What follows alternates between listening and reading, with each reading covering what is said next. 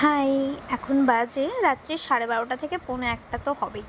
তো বুনু নোটস লিখছিল এখানে, আর লাইটটা অফ করেই নোটসটা লিখছিল। আমার এই কিছুতে ঘুমও আসছিল না, আর এমনিতেও আমি এখানে আসলে এইটুকু টাইম তো একটু জাগি।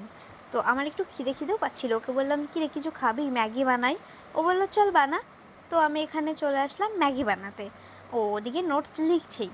তো ভাবলাম আজকে ম্যাগিটা একটু অন্য স্টাইলে বানানো যায়, কারণ সবসময় না ওই স্যুপ স্যুপ ব্যাপারটা ঠিক ভালো লাগে না। এবার অন্য রকমভাবে বানাতে গেলে তো এখন প্রচুর খাটুনি, অনেক রকমের সবজি, পেঁয়াজ এগুলো কাটতে হবে, আর পেঁয়াজ কাটতে আমার সত্যি খুবই বিরক্ত লাগে। তো যত শর্টকাট করা যায় ততই ভালো।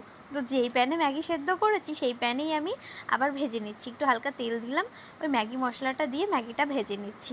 তো রেডি আমাদের ম্যাগি। তো আমি আর বুনু এখন খেয়ে নেব। বাই বাই, গুড নাইট, সবাই ঘুমিয়ে পড়ো, টাটা।